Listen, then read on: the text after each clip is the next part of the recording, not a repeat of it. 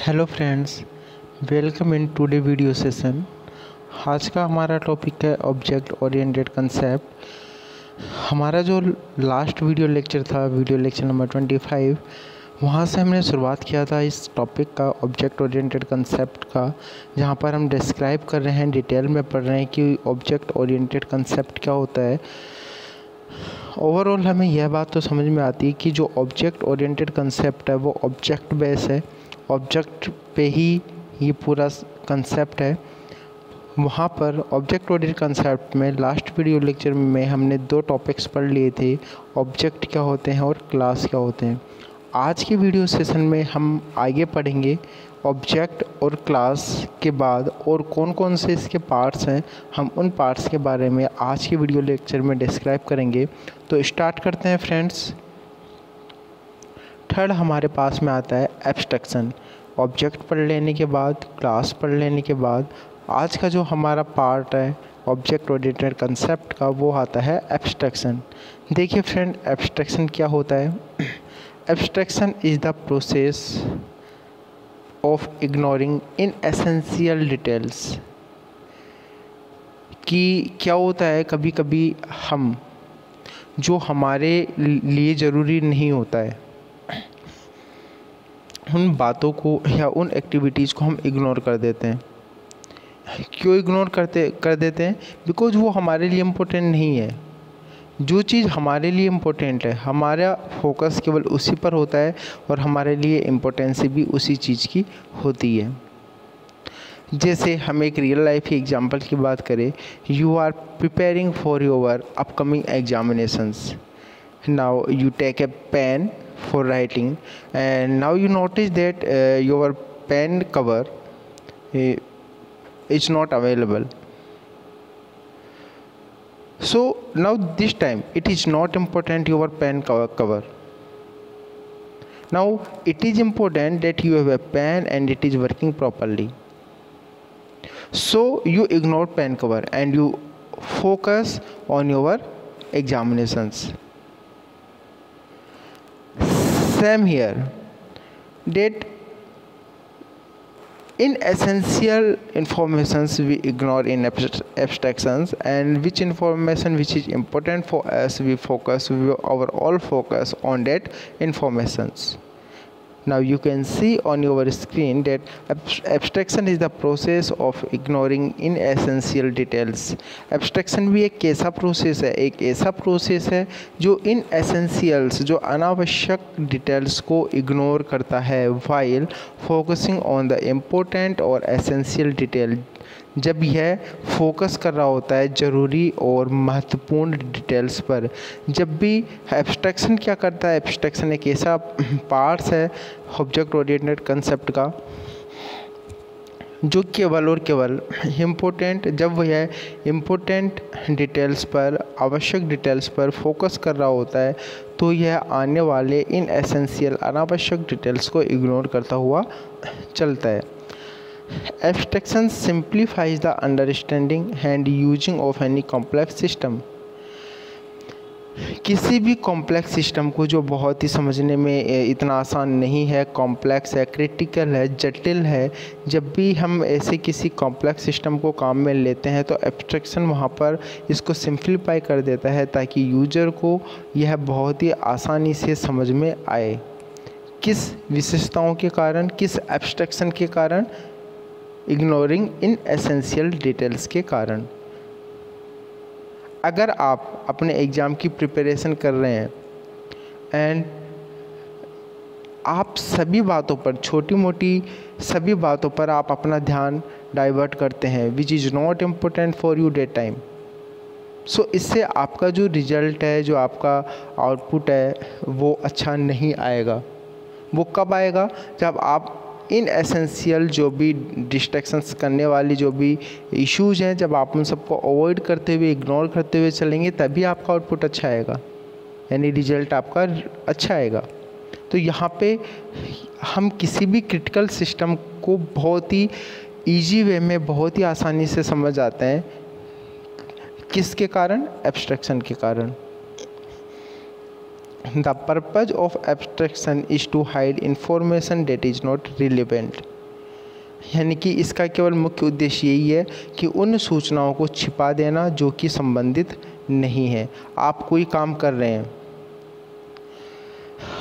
हम real life example लेते हुए चलते हैं फ्रेंड्स, ताकि आपको अच्छे समझ में आए। अब जैसे आप एग्ज़ाम की तैयारी करने बैठे हुए हैं, आप अपनी स्टडी टेबल पे बैठे हुए हैं, एग्ज़ाम्स की तैयारी कर रहे हैं।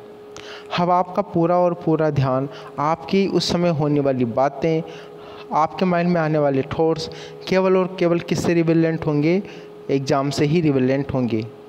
तो यहाँ पे एब्स्ट्रैक्शन भी क्या करता है, इसका भी क्या उद्देश्य है? जो भी बातें संबंधित नहीं हैं उसको छिपा देना।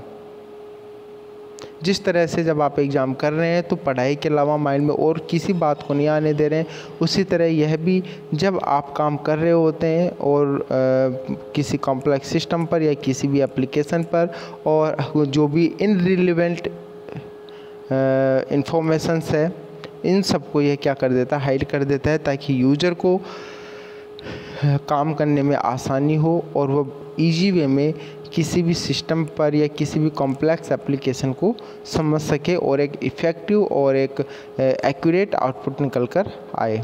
एग्जाम्पल अगर हम इसका देखें तो आप यहाँ पे देख सकते हैं, सबसे पहला image, now I am using pencil. Now you can see on your screen that here first is engine. Here is a person who is watching the engine, and here a driver which is drive the car. Now you can see on your screen that the abstraction can be simply understood by the example of how to drive a car. हम इसको एक example से समझते हैं कि हम किस तरह से कार को ड्राइव करें, किस तरह से कार को चलाएं। अब फ्रेंड्स मुझे सबसे पहले ये बताइए, आपको अगर कार चलानी है तो आपको कार चलाना आना चाहिए। डैट्स मीन आपको स्टीयरिंग, उसके गियर, उसके जो पेडल्स होते हैं, ब्रेक पेडल, स्पीड पेडल, उनके पेडल, इन सब से ही सीट बेल्ट, इन सब से मतलब है, या सबसे पहले आपको इससे मतलब है कि इंजन कौन सा लगा हुआ है, किस तरह से काम करता है, कहाँ से पंपिंग हो रही है, कहाँ से पेट्रोल आ रहा है। आपको उसके इंटरनली पूरे स्ट्रक्चर से मतलब है, आपको या केवल कार चलाने से मतलब है कि गियर कैसे चेंज करना है, स्टीयरिंग कैसे संभालनी है, किस तरीके से स्पीड बढ़ानी है, किस तरीके से ब्रेक लगाने हैं, किस तरीके से उसके जो पावर होती है वो कम ज़्यादा करना है। तो यहाँ से ही हम समझ पाएंगे इस एब्स्ट्रैक्शन कंसेप्ट को।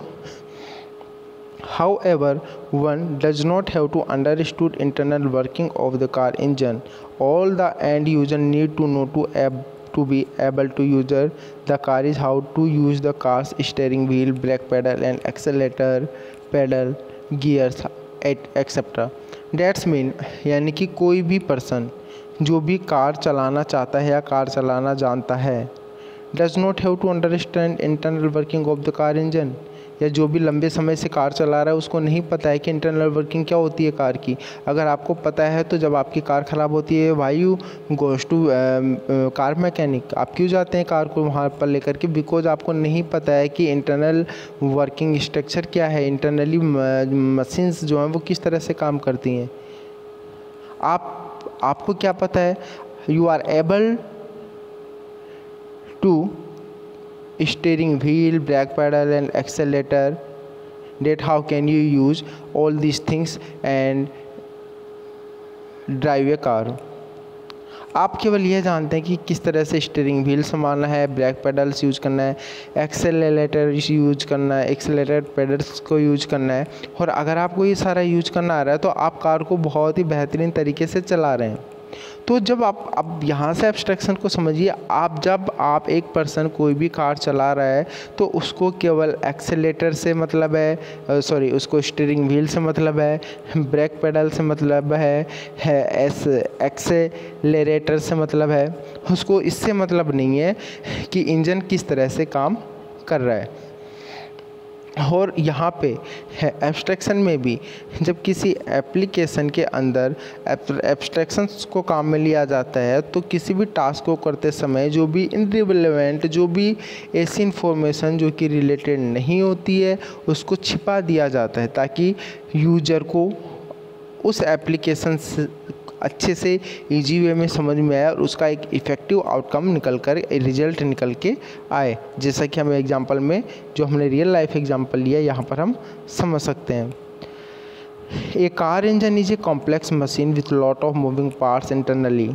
हमें भी पता है कि कार इंजन बहुत ही क्रिटिकल, बहुत ही कॉम्प्लेक्स मशीन होती है। अगर हम इसका इंटरनल स्ट्रक्चर देखें तो बहुत छोटे छोटे पार्ट्स होते हैं जिनसे मिलकर के कार इंजन बनता है, जिसके अंदर लॉट ऑफ मूविंग पार्ट्स होते हैं। बहुत सारे ऐसे मूविंग पार्ट्स होते हैं जो आपस में एक दूसरे से मिलकर के काम करते हैं, और जब किसी भी कार को स्टार्ट किया जाता है और ड्राइव किया जाता है तो वो सभी पार्ट्स मूव होते हैं और रिजल्टेंट हमारी जो कार होती है आगे बढ़ती है या बैक होती है या हम उसे ड्राइव कर पाते हैं। But what is can give out externally, लेकिन ये वास्तव में बाहरी तरफ दे क्या रहा है। In simplest term, A running engine can cause the rotation of a wheel.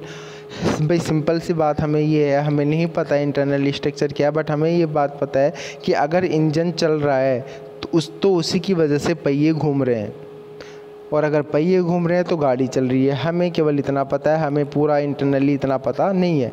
The speed of the engine can be control by the amount of fuel supply to the engine. और जो स्पीड है engine की वो किससे control हो रही है? Amount of fuel से। उसके अंदर जो फ्यूल जा रहा है, जो तेल पेट्रोल जो जिससे भी वो चलता है, डीजल, जो भी उसके अंदर फ्यूल जा रहा है वो कितना जा रहा है उससे मतलब है इंजन में कितना सप्लाई हो रहा है, उसी से ही कार की क्या हो रही है, स्पीड कंट्रोल हो रही है। तो यहाँ पे एब्स्ट्रैक्शन क्या करता है, जो भी अननेसेसरी इन्फॉर्मेशन है उनको सीधा पर्पज़ ये है कि जो भी बात ज़रूरी नहीं है छिपा दो, और जो ज़रूरी है उसको ही रखो ताकि वो आसानी से समझ में आए और यूज़र उसको आसानी से कर पाए। नेक्स्ट आता है हमारा encapsulation. Encapsulation mean binding of data and method together in a single entity called class. हमने अभी तक पढ़ा कि हम क्या काम में लेते हैं, ऑब्जेक्ट्स काम में लेते हैं, ठीक है, जिसको हम डेटा भी बोल सकते हैं। अलग अलग फंक्शंस काम में लेते हैं जिसको हम मेथड भी बोल सकते हैं, जिसमें होता है कि किस तरह से हमें ये फंक्शंस क्या काम करेगा। तो एनकैप्सुलेशन का क्या मतलब है? Binding of data and method together in a single entity called class, कि किसी भी डेटा या मेथड को एक साथ रखना किसी एक एंटिटी के अंदर है। किसी भी डेटा या किसी भी मेथड को जब एक साथ रखा जाता है तो यही हमारा क्या कहलाता है, क्लास, और इसकी यही विशेषता हमारी क्या कहलाती है, एनकैप्सुलेशन कहलाती है। हम और अगर देखें इसको और अगर समझने की कोशिश करें तो आप देख सकते हैं encapsulation means the localisation of the information of or knowledge within an object. किसी एक ऑब्जेक्ट के अंदर किसी भी सूचना को, किसी भी इंफॉर्मेशंस को लोकलाइज कर देना, यानी कि एक ऑब्जेक्ट के अंदर ही उसे रख देना। वही मीन निकल के आ रहा है फ्रेंड्स, हम केवल अलग अलग सेंटेंस में इसको हम समझाने की कोशिश कर रहे हैं। Encapsulation is also called as information hiding. इसको हम इंफॉर्मेशन हाइडिंग भी कहते हैं। जैसे encapsulation mean in a capsule, जैसे कि एक कैप्सूल के अंदर क्या होता है, जैसे कि आप देखिए फ्रेंड, एनकैप्सुलेशन का क्या मतलब है कि एनकैप्सुलेशन क्या करता है, किसी भी डेटा या मेथड को एक साथ एक एंटिटी के अंदर रखता है जिसको हम क्लास कहते हैं। यानी कि ये क्या करता है कि एक क्लास के अंदर किसी भी डेटा या मेथड को उस क्लास के लिए लोकलाइज कर देता है कि वो वहीं पर ही रहेगा, वहीं के लिए ही काम करेगा, जिसको हम, और ये इंफॉर्मेशन हाइडिंग का भी काम करता है। यानी कि आउटकम आएगा, रिजल्ट आएगा, बट ये क्या करेगा, इंफॉर्मेशन हाइडिंग कर देगा which is not necessary for user. Now you can better stand for this example that now you can see on your screen this is a capsule which we use when we suffering from any disease. आपने देखा है कि इसी तरीके से capsule आती है। अब आपको ये क्या दिख रही है फ्रेंड्स, केवल और केवल एक कैप्सूल, राइट, कैप्सूल दिख रहा है। हम अगर एनकैप्सुलेशन को समझते हुए चलें तो यही हमारा एनकैप्सुलेशन है। हमें क्या करना है वो हमें दिख रहा है, अब इसके पीछे क्या है वो हमें नहीं दिख रहा है, जो एनकैप्सुलेशन करता है। जब हम इस कैप्सूल को खा लेते हैं तो हमें जो भी फीवर है या हमने जिस चीज़ के लिए भी, जिस बीमारी के लिए भी खाया, तो हमें उसमें आराम मिल जाता है या हम सही हो जाते हैं। अब हमें नहीं पता इस कैप्सूल में क्या है। अगर हम देखें तो नाउ यू कैन सी कि इसके अंदर बहुत छोटे छोटे जो भी जिससे भी ये बना होता है, बीमारी को दूर करने वाले जो कंटेंट्स होते हैं वो इसके अंदर कंटेन होते हैं।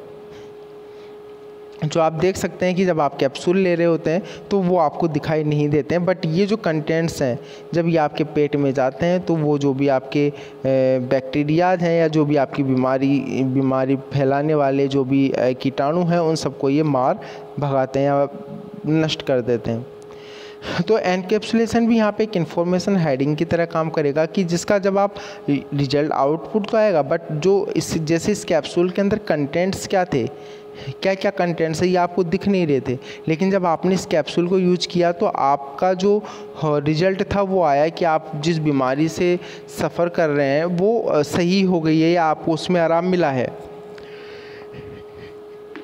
इसी तरह से एनकैप्सुलेशन यहाँ पे क्या कर लेता है कि जो भी इंफॉर्मेशंस है उसको हाइड कर लेता है, और यहाँ पे आप देख सकते हैं कि जो भी डेटा या मेथड्स होता है उसको ये क्या कर लेता है, एक साथ एक ही जगह रख लेता है, जिसको हम बोल रहे हैं बाइंड करना, और इसको हम क्या बोलते हैं, क्लास। जैसे कि यहाँ पे ये जो जितने भी इसके कंटेंट्स है ये एक ही जगह पर रहते हैं, जो अब इसी कैप्सूल के लिए लोकलाइज्ड हैं, इसी कैप्सूल के लिए लोकलाइज्ड हैं। तो सेम इसी तरह हमारा एनकैप्सुलेशन काम करता है।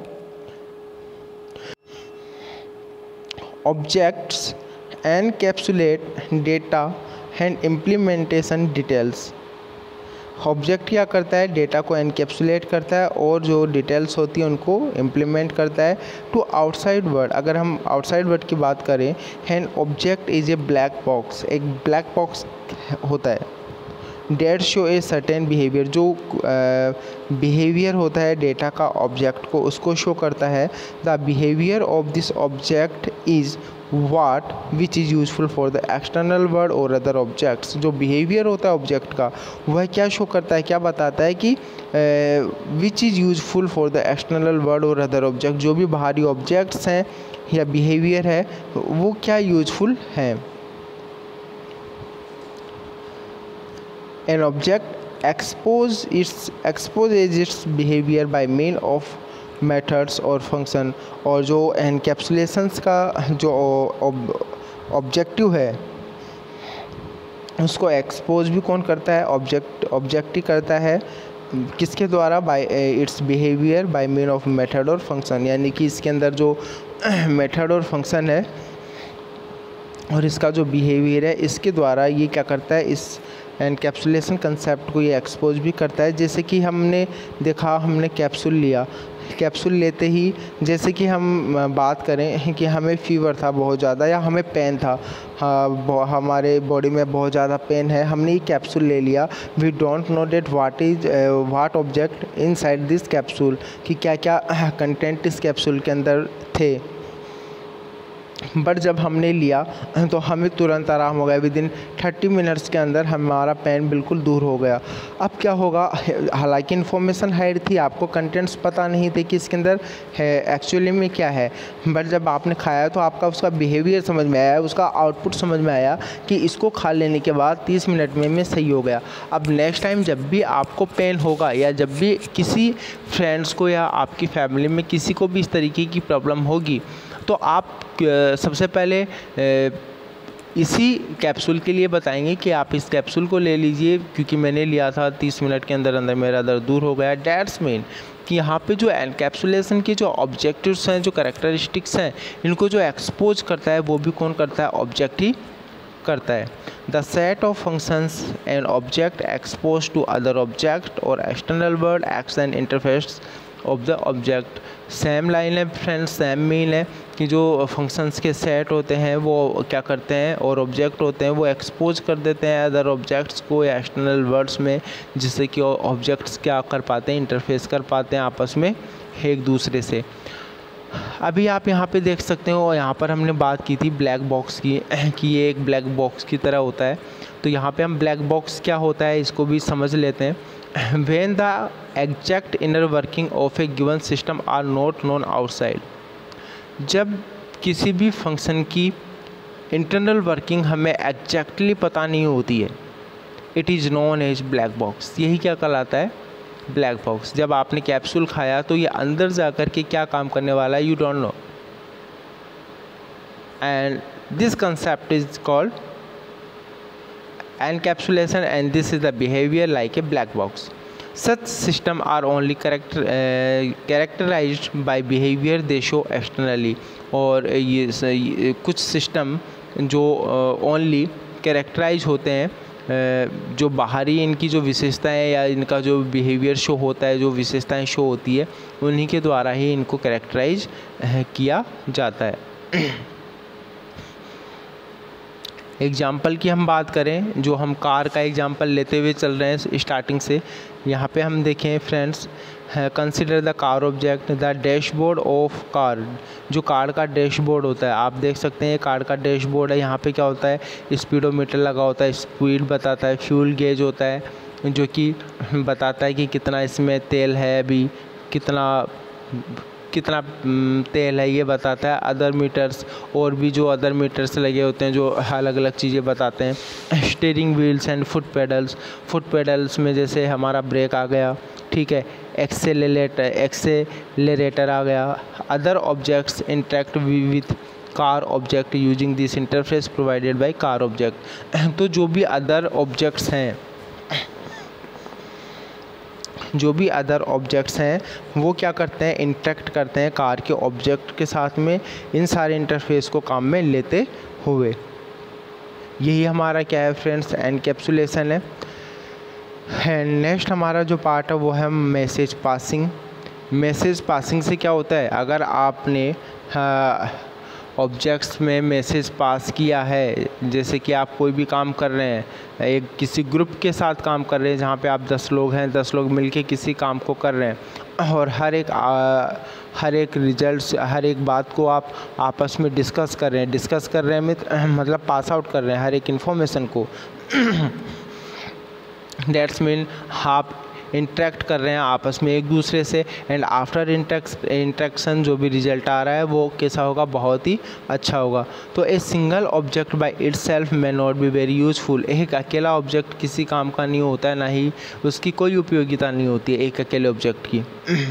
In real life applications N object is A component of A bigger application. अगर हम सच्चाई देखें कि सच्चाई क्या है, तो जो हमारा एप्लीकेशन होता है, जो हमारा सॉफ्टवेयर होता है, उसके अंदर अगर हम ऑब्जेक्ट की बात करें तो ऑब्जेक्ट एक बहुत ही स्मॉलेस्ट पार्ट होता है, एक बहुत ही छोटा सा भाग होता है, और अगर वो अकेला है तो वो किसी काम का नहीं है। अगर वो एक ग्रुप में है, ग्रुप अगर इंटरेक्ट कर रहा है किसी दूसरे ग्रुप से, ग्रुप ऑफ ऑब्जेक्ट से इंटरेक्ट कर रहा है, तब हम कह सकते हैं कि दिस ग्रुप ऑफ ऑब्जेक्ट या this object is useful for this application या फॉर अस। अगर वो अकेला है तो वो किसी काम का नहीं है और उसकी कोई उपयोगिता भी नहीं है। An application contain many object, और एक एप्लीकेशन में, एक सॉफ्टवेयर में बहुत सारे ऑब्जेक्ट्स होते हैं। एक ऑब्जेक्ट तो एक बहुत छोटा सा स्मॉलेस्ट पार्ट है एक एप्लीकेशन का। एक सॉफ्टवेयर के अंदर बहुत सारे ऑब्जेक्ट्स होते हैं। एग्जांपल अगर हम देखें तो person interacts with car using the steering wheel, gauge and dashboard and pedals etc। जो कोई पर्सन है वो क्या करता है, इंटरेक्ट ही तो करता है किसके साथ में, जो भी है, जब वो कार यूज कर रहा होता है तो कार के जितने भी अदर ऑब्जेक्ट्स हैं, जैसे स्टीयरिंग व्हील है, गेज है, डैशबोर्ड है, पेडल्स है, ये सभी क्या है, ऑब्जेक्ट्स हैं, और ये सभी आपस में मिलकर के इंट्रैक्शंस करते हैं जिससे कि पर्सन कार को ड्राइव कर पाता है। अब आप खुद सोचिए, अगर केवल स्टीयरिंग होती और जब आप घुमा रहे हो स्टीयरिंग को, उसका इंट्रैक्शन किसी अदर ऑब्जेक्ट के साथ में नहीं होता कार के, या जब आप स्पीड बढ़ा रहे हो तो उस स्पीड बढ़ाने वाले पेडल का इंट्रैक्शन नहीं होता किसी और ऑब्जेक्ट के साथ में, तो वो कोई यूज़फुल है क्या हमारे लिए? नहीं। लेकिन यहाँ क्या हो रहा है, जब भी आप स्पीड बढ़ाते हैं, जब भी आप पेडल को प्रेस करते हैं, स्पीड बढ़ती है, स्पीडोमीटर उसको कैप्चर करता है और आपके डैशबोर्ड पे जो स्पीडोमीटर स्क्रीन लगी रहती है वहाँ पे आपको स्पीड शो करता है, जिससे आप जज कर पाते हैं कि अभी मेरी कार कितनी स्पीड पर चल रही है। अब देखिए यहाँ पे पेडल पर पुश करने से लेकर के स्पीडोमीटर पर दिखने वाली स्पीड तक आप खुद देख सकते हैं कि ये जो कार है ये कितने ऑब्जेक्ट के साथ में इंटरेक्ट कर रही है, कितने ऑब्जेक्ट के साथ में मिलकर के हमें आउटपुट बता रही है। तो ये तो हम एक एग्जांपल ले रहे हैं, लेकिन एप्लीकेशंस की बात करें, हम सॉफ्टवेयर की बात करें, क्योंकि हम सॉफ्टवेयर इंजीनियरिंग यहाँ पर पढ़ रहे हैं।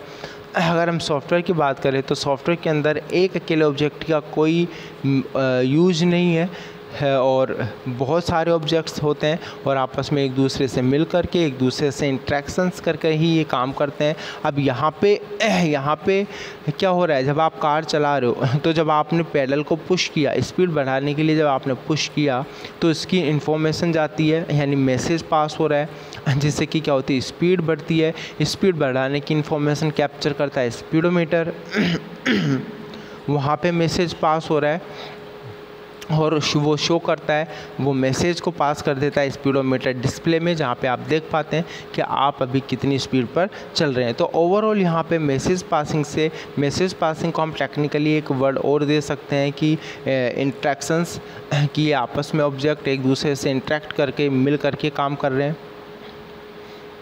One object interacts with another object by invoking method.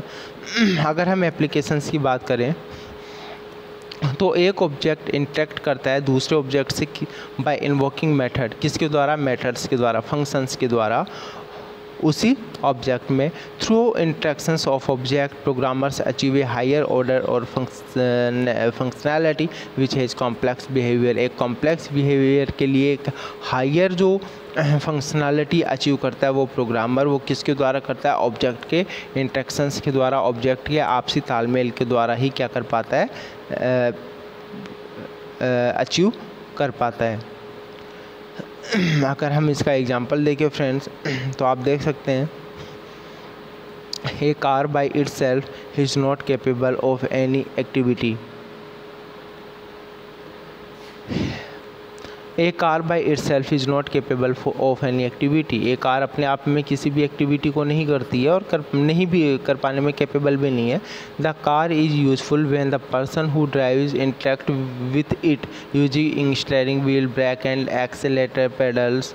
यानी कि जो इसको ड्राइव कर रहा है वो क्या करता है, इंटरेक्ट्स करता है इसके steering wheel, brake, pedal, accelerator या जो भी अदर ऑब्जेक्ट्स हैं इन सब के साथ। So here a person object is interacting with car objects by using the steering wheel and pedals, यानी कि the speedometer and fuel gauge on this dashboard provide information to the person object. In other words, the person is passing message using interface provided by the car object and vice versa.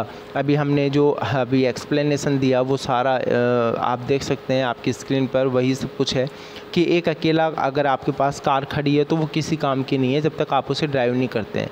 और अगर आप drive कर भी रहे हैं तो आप क्या कर रहे हैं, कार के जितने भी ऑब्जेक्ट्स हैं उन सबको आप काम में ले रहे हैं और सभी ऑब्जेक्ट आपस में एक दूसरे ऑब्जेक्ट को मैसेज पास करते हुए, इंटरेक्ट करते हुए आउटपुट दे रहे हैं। इसी तरह जब भी आप सॉफ्टवेयर बनाते हैं, जब उसके ऑब्जेक्ट्स होते हैं, जब भी आप ऑब्जेक्ट्स को काम में लेते हो, ऑब्जेक्ट्स को आप सीधा काम में नहीं ले पा रहे हैं, आप ऑब्जेक्ट को किसके द्वारा, किसी फंक्शंस के द्वारा काम में ले पा रहे हैं। तो आप किसी फंक्शन के द्वारा ऑब्जेक्ट को काम में ले पा रहे हैं। अब वो सारे ऑब्जेक्ट दूसरे ऑब्जेक्ट के साथ इंटरेक्शंस करते हैं, यानी आपस में तालमेल, सामंजस्य बैठा करके काम करते हैं और हमारा एक इफ़ेक्टिव रिजल्ट हमारे सामने आता है। तो ये मेथड है, ये जो कंसेप्ट है हमारा, यही हमारा क्या कहलाता है, message passing. Message passing simple way में अब मैं आपको अगर बोलूं तो मैसेज पासिंग को हम इस तरह से कह सकते हैं कि जब एक ऑब्जेक्ट बहुत सारे ऑब्जेक्ट्स के साथ मिलकर के एक दूसरे के साथ सूचनाओं का आदान प्रदान करते हुए, इंटरेक्शंस करते हुए जब भी किसी टास्क को परफॉर्म करता है यूज़र के द्वारा दिए गए इनपुट पर, तो यही हमारा क्या कहलाता है, मैसेज पासिंग कहलाता है। इससे कि क्या होता है कि जो भी है, जिस भी एप्लीकेशन पर हम काम कर रहे हैं, जो भी हमारा इनपुट होता है, जिस पे वर्किंग हो रही होती है, उसका एक इफ़ेक्टिव और एक्यूरेट रिजल्ट सामने आता है।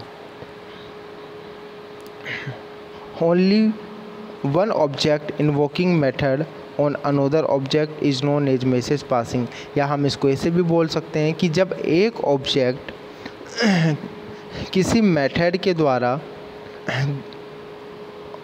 दूसरे ऑब्जेक्ट को काम में लेता है, तो वही हमारा क्या कहलाता है, मैसेज पासिंग कहलाता है। यानी कि एक ऑब्जेक्ट मैसेज पास करेगा दूसरे ऑब्जेक्ट के पास में, और दूसरा ऑब्जेक्ट उस पहले ऑब्जेक्ट को काम में ले लेगा, यही हमारा क्या कहलाएगा, message passing.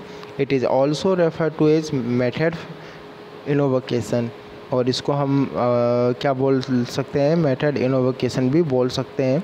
You can better understand message passing by below figure. अब आप यहाँ पे देख सकते हैं, एक ऑब्जेक्ट है, दो ऑब्जेक्ट, ये तीसरा ऑब्जेक्ट है, ये चौथा ऑब्जेक्ट है। नाउ आप यहाँ पे देख सकते हैं कि अगर यहाँ पे कोई यहाँ पे डेटा है तो ये इन्वोक करता है, यानी मैसेज पास कर रहा है ऑब्जेक्ट 3 के पास।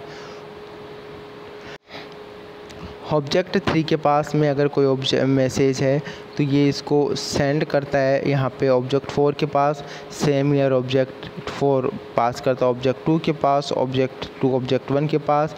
ये आपस में क्रॉस इन्फॉर्मेशंस भी देते हैं। कहने का मतलब है ओवरऑल यहाँ पे जो ये 4 ऑब्जेक्ट हैं, ये आपस में एक दूसरे से मिलकर के ही काम करते हैं, तभी हमारे पास में एक इफ़ेक्टिव रिज़ल्ट आता है, और इसी को हम क्या बोलते हैं, मैसेज पासिंग बोलते हैं।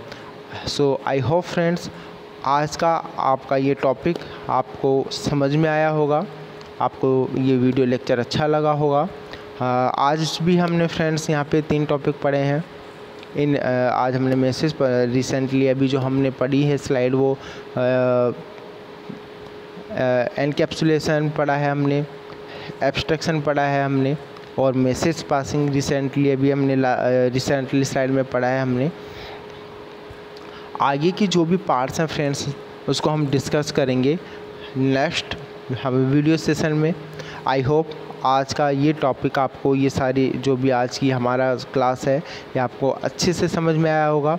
फिर भी अगर आपको नहीं समझ में आया फ्रेंड्स, तो आप वीडियो को एक बार वापस से देखिएगा, सुनिएगा, समझने की कोशिश कीजिएगा।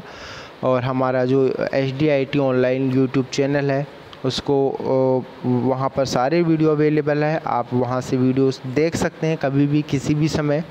और वीडियो देखने से पहले लाइक और सब्सक्राइब ज़रूर कीजिए फ्रेंड्स। और अगर आपको वीडियो देखते समय आपकी कोई भी क्वेरी है, तो आप वहाँ पे कमेंट करके बता सकते हैं, पूछ सकते हैं फ्रेंड्स। तो सो आई होप कि आज का वीडियो लेक्चर आपको अच्छा लगा और आपको समझ में आया। नेक्स्ट वीडियो में हम हाजिर होंगे इसके नेक्स्ट पार्ट्स के साथ में। तब तक के लिए थैंक यू फ्रेंड्स।